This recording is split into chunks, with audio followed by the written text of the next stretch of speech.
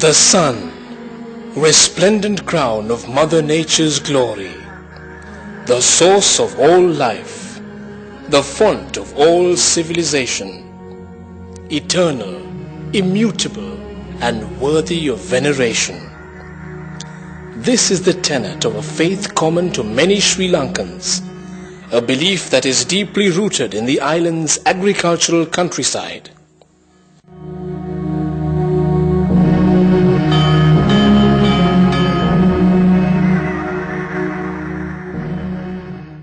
Harvest time is a special season to faith the sun god.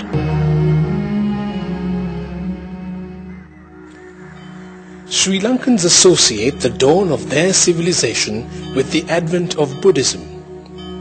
Buddhism, like the sun god, has become an integral part of Sinhalese culture. Buddhism inspired the ancient Sinhalese to build soaring dagabas and magnificent palaces.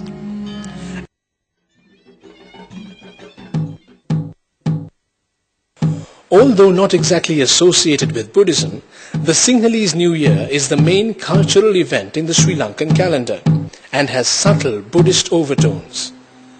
The New Year, however, does not belong only to the Sinhalese Buddhists, but also to Hindus, and each religion celebrates the festival according to its own traditions.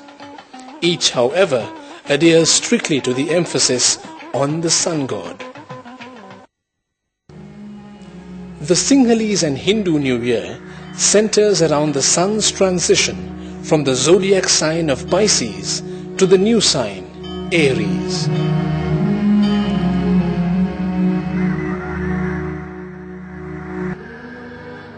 The transition takes place in the month of April, the month of Bak, the first month of the Sinhalese calendar, when spring is in full bloom. As the month of Bak unfolds, so do the wonders of nature, and the sun god spreads his warmth across the land to its plants, its trees, and its animals. The harbingers of the new year are the glorious Erbadu flower and the cuckoo bird, whose call the villagers welcome as one of the most auspicious sounds of the animal kingdom.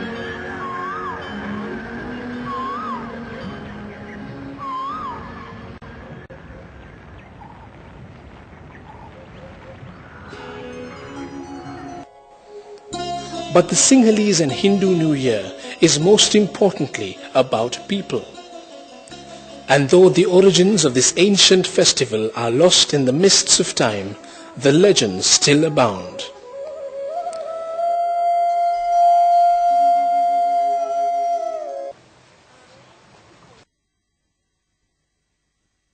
හරියට අපට අවුව මුදුන් වෙන කාලේ තමයි මේ භක්තියමට අවුරුදු. It is possible to find the meaning of the word New Year in the Sinhala word Avurudhu. The word Au means sun and Rudu is directly above. It is the time of the year that the sun is directly above the island. It is also possible that the Avurudhu festival may have been part of the coronation ceremony of the ancient kings. අවුරුදු දිනේ බව අපේ පතපොතේ හදාගෙන යනවා.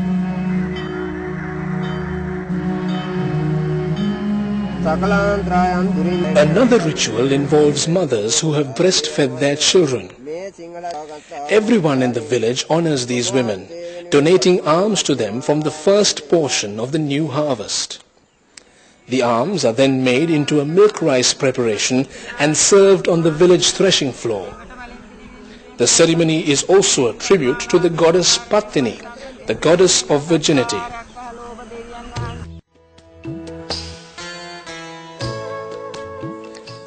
As the new year approaches, the temptation to get caught up in the renewal of spring becomes irresistible, the desire to make a fresh start.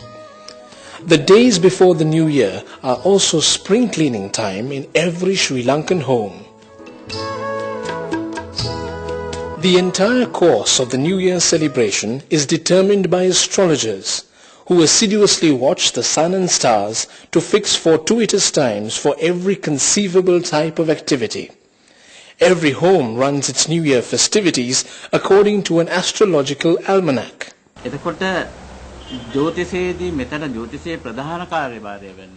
The New Year and astrology are inextricably linked.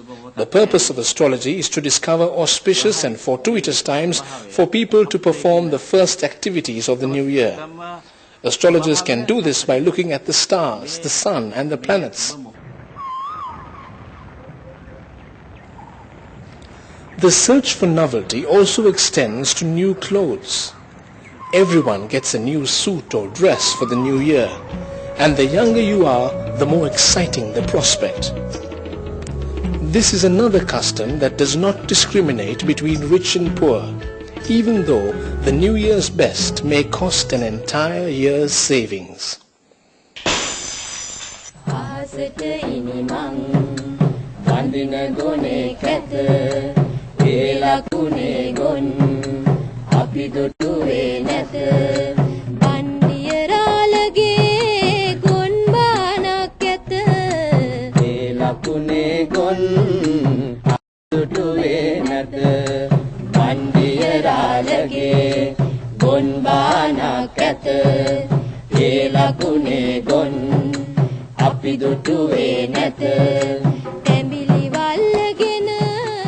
Age-old dances, songs and games are part of the best-loved traditions of the New Year. This is a verse and dance depiction of a game called Ladders to the Sky.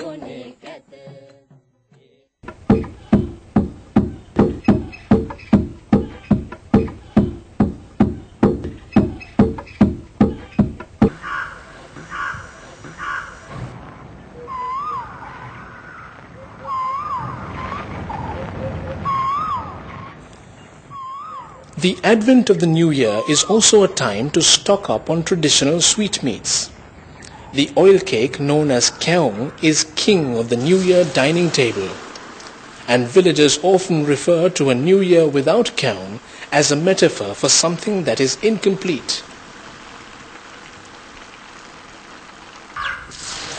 Another much sought-after delicacy is kokis, fried sweetened batter inherited from Sri Lanka's Dutch colonial masters. Other sweetmeats such as alua, asmi and dodol will adorn tables in every household throughout the New Year season. The New Year is also a time for coming home. City dwellers return to their villages, their ancestral homes, their parents and their elders. It is a time for great reunion and rejoicing. The New Year is also responsible in no small measure for a tradition that Sri Lankans are justly proud of. The elderly are never neglected in this country. In fact, the New Year ensures that parents and elders are respected and visited at least once a year.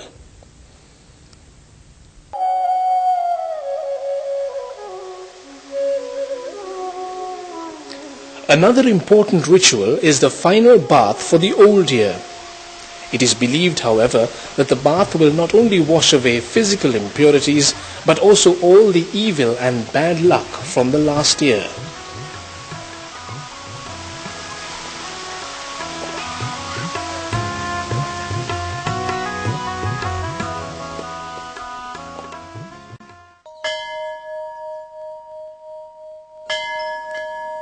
The next major observance of the New Year is called the Nonagate, or inauspicious time. It is the time that the sun passes from the zodiac sign of Pisces to Aries. The time is believed to be literally good for nothing, except religious observances. The Buddhists go to the temple and the Hindus to the kovil. Both communities view fire, water and milk as extremely auspicious objects, that are never used during the Nonagathaya.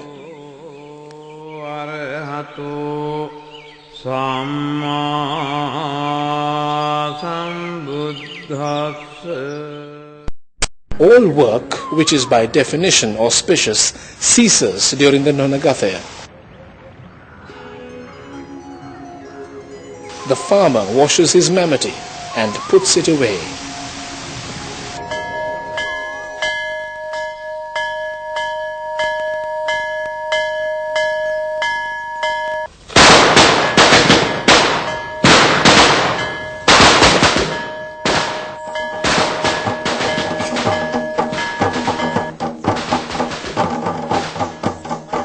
As the sun crosses the zodiac signs, the new year dawns in an explosion of sound.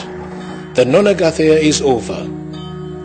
The first activity of the new year involves the three most auspicious objects: fire, milk and water. The hearth is lit and milk is boiled till it overflows. Special milk rice preparations are made, the ingredients of which are invariably determined by astrologers in an almanac.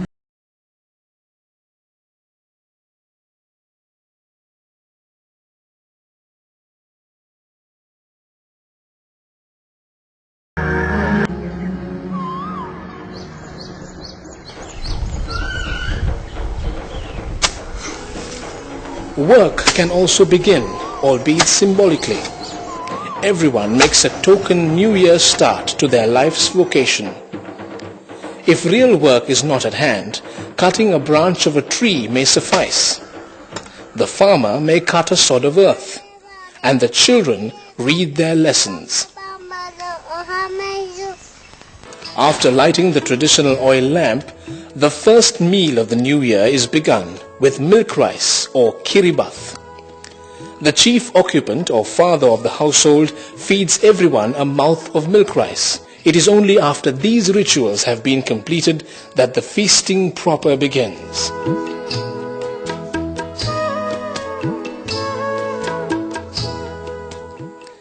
The abundance of the New Year feast may vary from household to household, but this is a tradition that is honored throughout the country at exactly the same time by both rich and poor.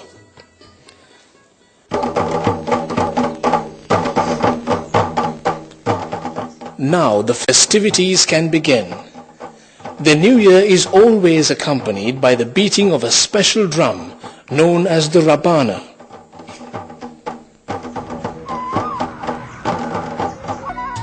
And hospitality, always deeply ingrained in the Sri Lankan people, reaches its zenith during the New Year. New Year goodies are distributed to every household, and the favor is always returned. First in the form of a betel leaf, a symbol of prosperity and good luck.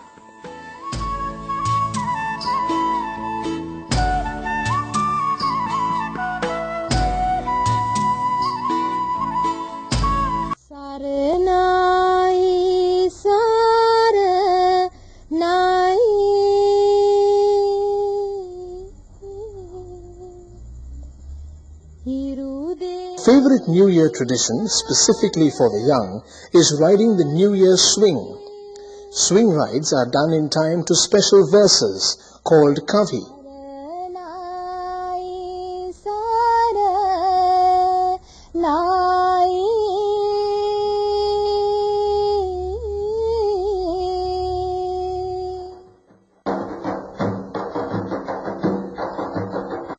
The New Year is also a time to renew those ties that bind together a society with a deep tradition for venerating elders. It is also a time to bury the hatchet and lay to rest grievances of the past year. Another traditional New Year game is called Panchakelia. It's a board game like Ludo and brings together the young and the young at heart. The first custom of the New Year is the sighting of the new moon. If seen at the correct time, this is believed to bring great luck.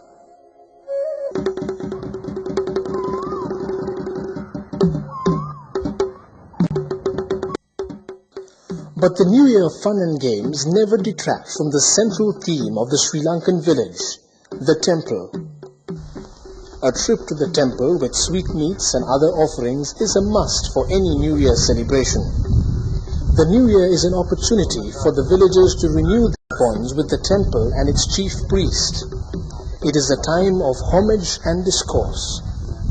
Curiously, the first business transaction of the New Year is carried out with the household well. The lady of the house drops some coins, often wrapped in a piece of cloth, into the well and takes from it the New Year's first pitcher of water. The tradition seems less curious given the community's dependence on agriculture and its veneration of its lifeblood, water.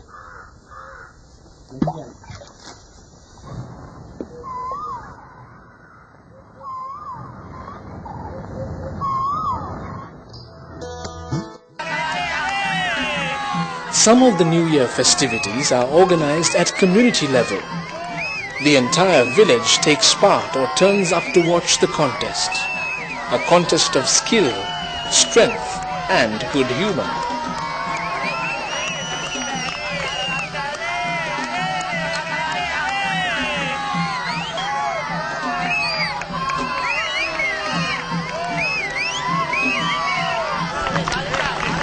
The New Year games have something for everyone, regardless of age, gender or vocation. Some, of course, have a more universal appeal. This is the New Year Beauty Queen contest.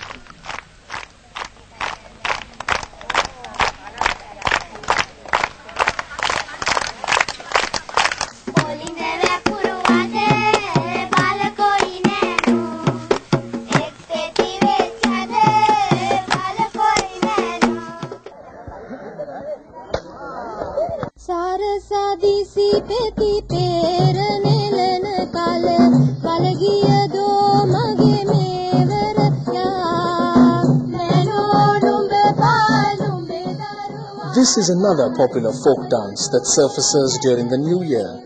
It's called the Mevara Kelia.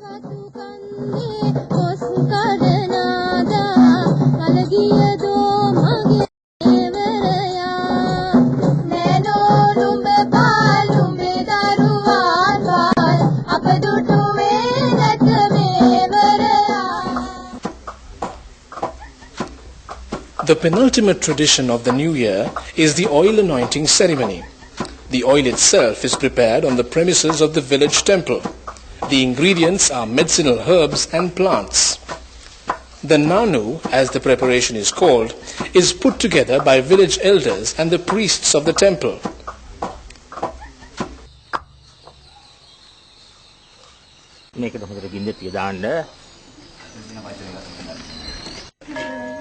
The anointing ceremony itself takes place at an auspicious time. Leaves, also believed to have medicinal properties, are placed at the head and the feet of those being anointed. It seems logical that the New Year's celebration should conclude with a bath. Though not at an auspicious time, it is the first bath of the New Year. And then finally, at a particularly auspicious time, everyone departs back to work and life. The entire community gets back slowly to the routine it will follow for the next year. Thus ends another New Year celebration, a series of ceremonies through which an ancient agricultural community renewed its ties with Mother Nature, paid homage to the sun god, and strengthened the bonds that bind it together until another spring renewal. Avilla, Avilla, Sinhala Avurudda Avilla. Varella, Varella, Velle Padimurannunchilla. Avilla, Avilla, Sinhala Avurudda Avilla. Varella, Varella, Velle Padimurannunchilla.